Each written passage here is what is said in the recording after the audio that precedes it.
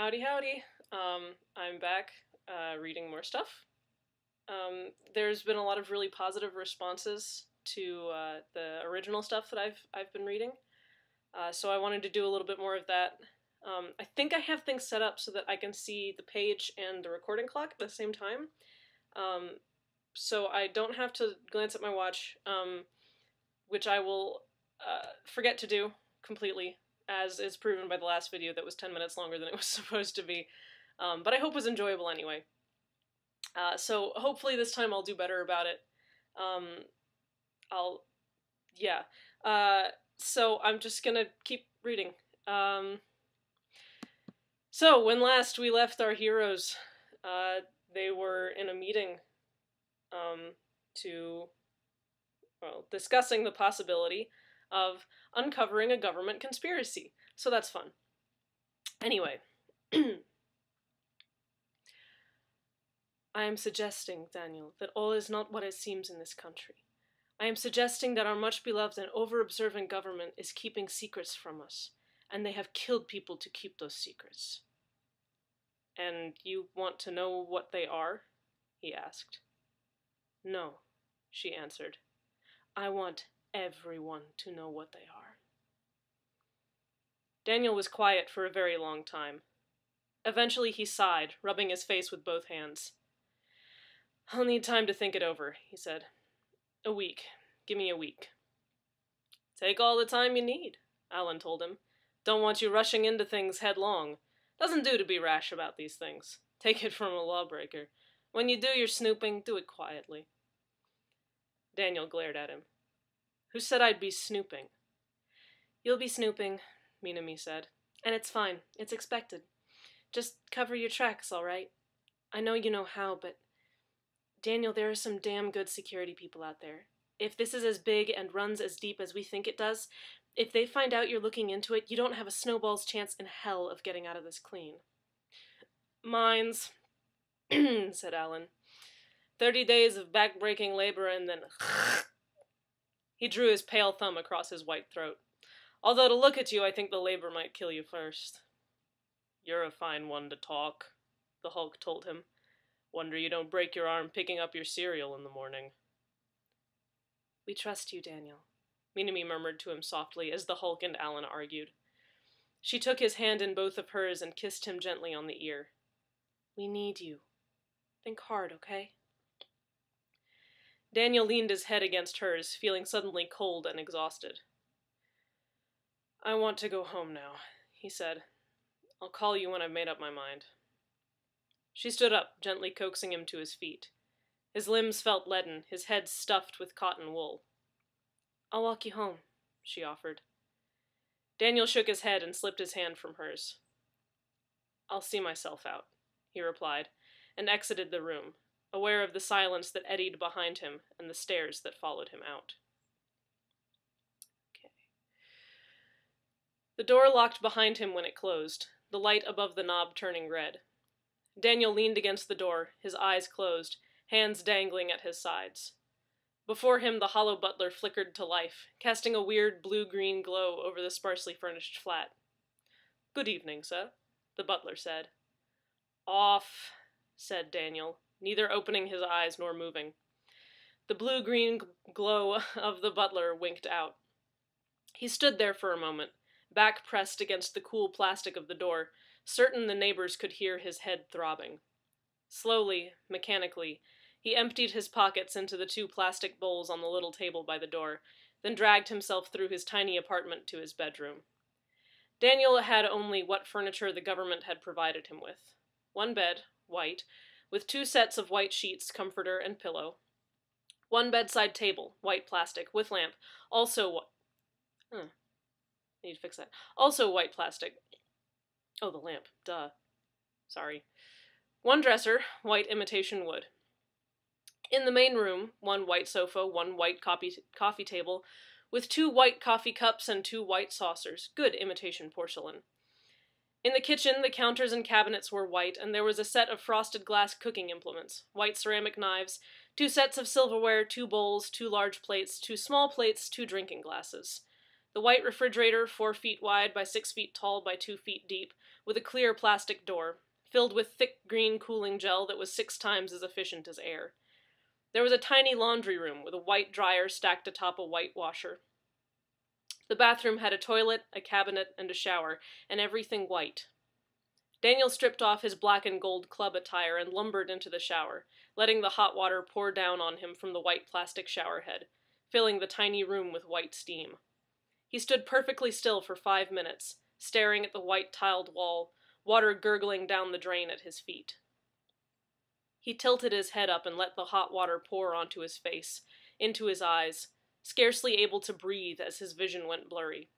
He felt the sob welling up inside him, like an explosion, like an earthquake, and when it finally rose to the surface and burst from his mouth, it shattered him.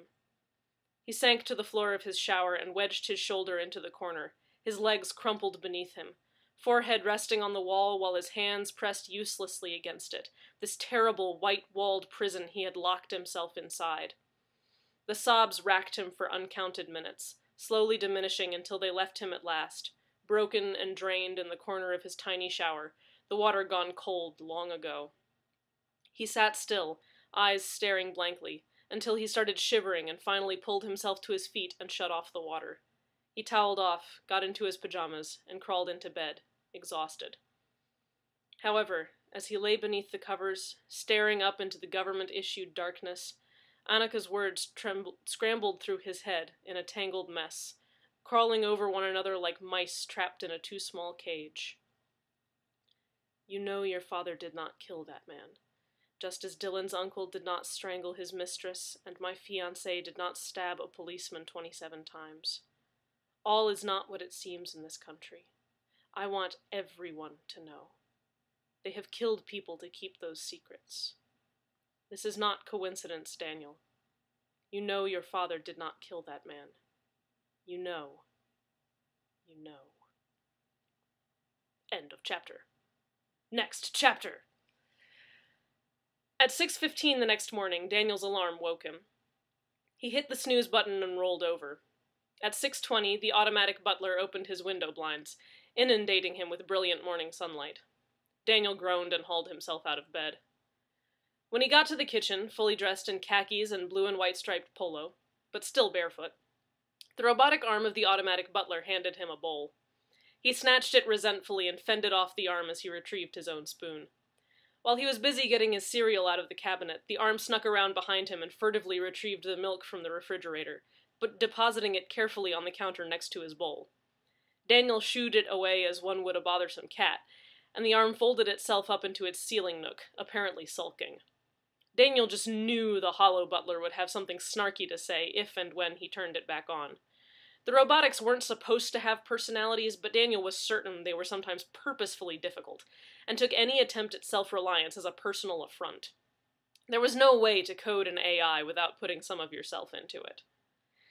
The automatic coffee machine spat at him when he put his coffee mug beneath it, but he managed to avoid getting any scalding hot coffee actually on him, having grown used to its antics. The coffee was too strong, as usual, but Daniel hardly tasted it anymore.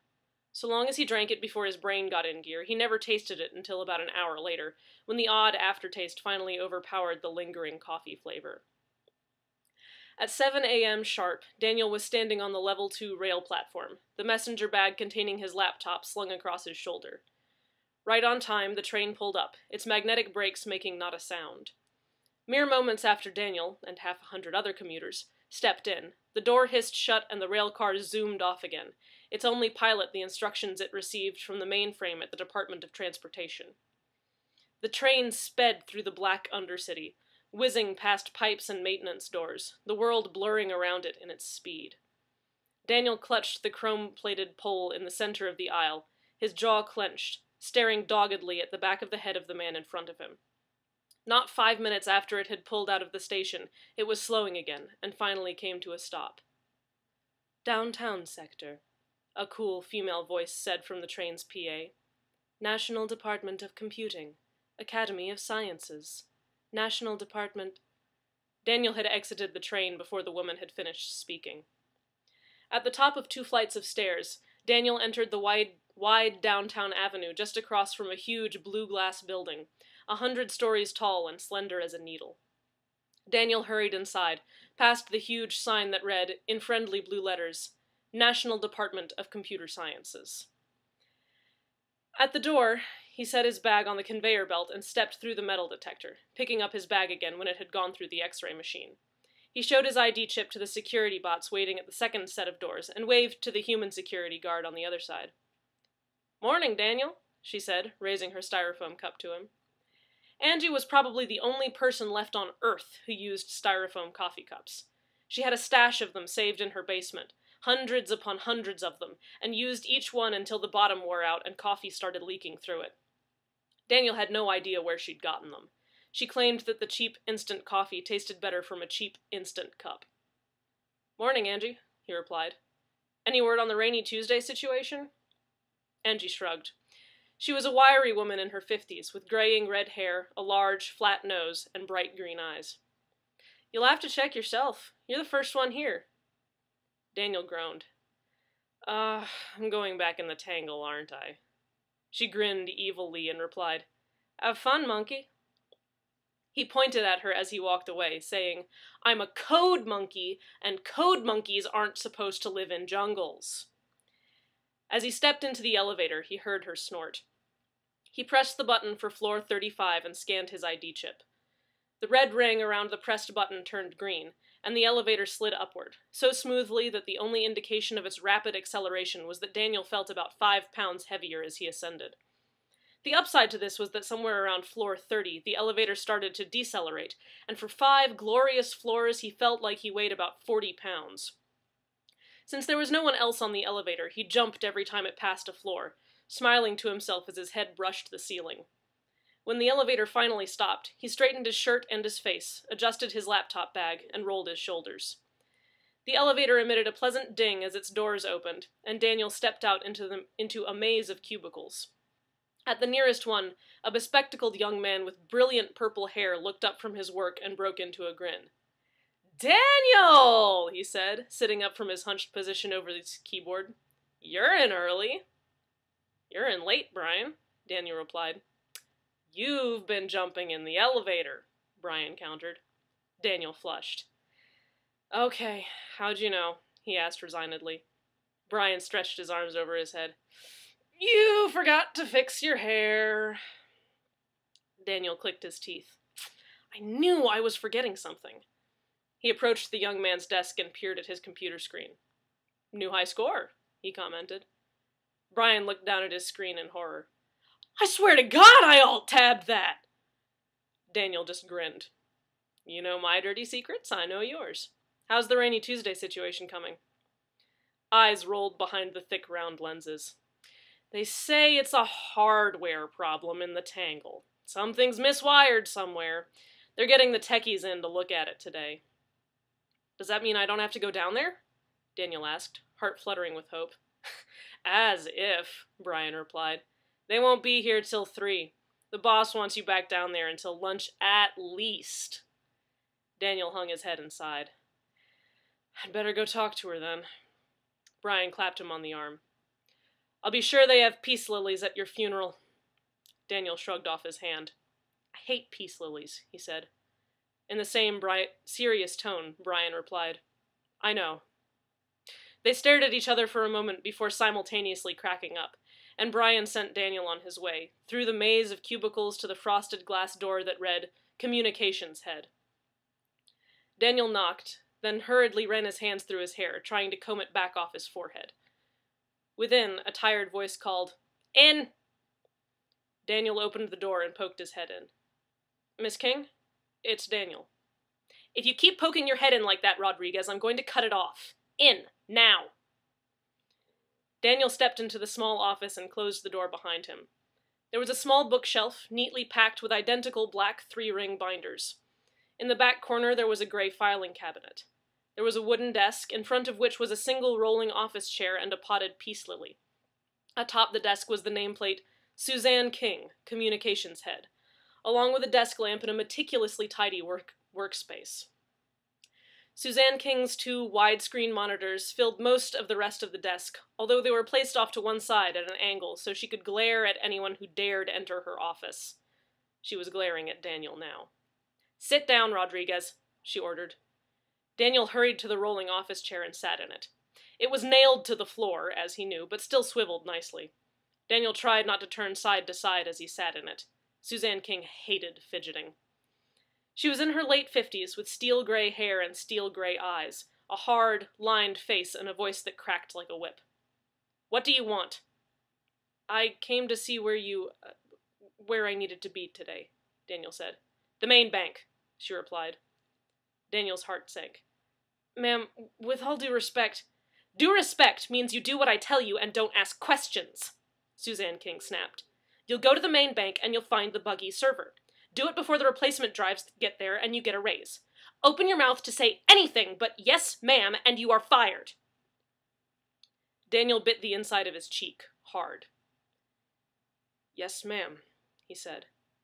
"Now get out of my office," Suzanne King snapped. Daniel rose and hurried out as quickly as he could without running. As he walked past Brian's desk again, the purple-haired coder took off an invisible hat and hummed a funeral march. "Save the theatrics for yourself," Daniel warned. "I told her you were playing Tetris." The look on Brian's face was worth 100 hours in the tangle. "You didn't!" he cried, horrified. Daniel stepped into the elevator, smirking, and pressed the button for B8. "You're right, I didn't," he admitted, and winked just before the door closed. Okay, so we're moving right along. Thank you guys for listening to me read stuff that I wrote, even if I stumble over it sometimes because I haven't looked at it in like 6 months. I am still really enjoying doing this. It's really, really fun. I like this story especially just because it has a lot of voices and a lot of characters, and I like the world building that I put into it. So if you guys still want to hear more, if you want to know what the Tangle is, the main bank, if you want to know more about this government conspiracy that may possibly be going on, if you want to know more about Daniel and Minami, or any of the other characters, let me know that you want me to keep reading, and I will very happily keep reading. There are plenty more pages of this, like hours and hours worth of reading. So thank you guys for tuning in. It's always really fun to get to read, and it's fun to hear back from you guys. It's fun to be constantly flicking my hair out of my face, because it won't fucking stay out of my face. But thank you guys for watching, and hopefully I will see you again soon. Bye!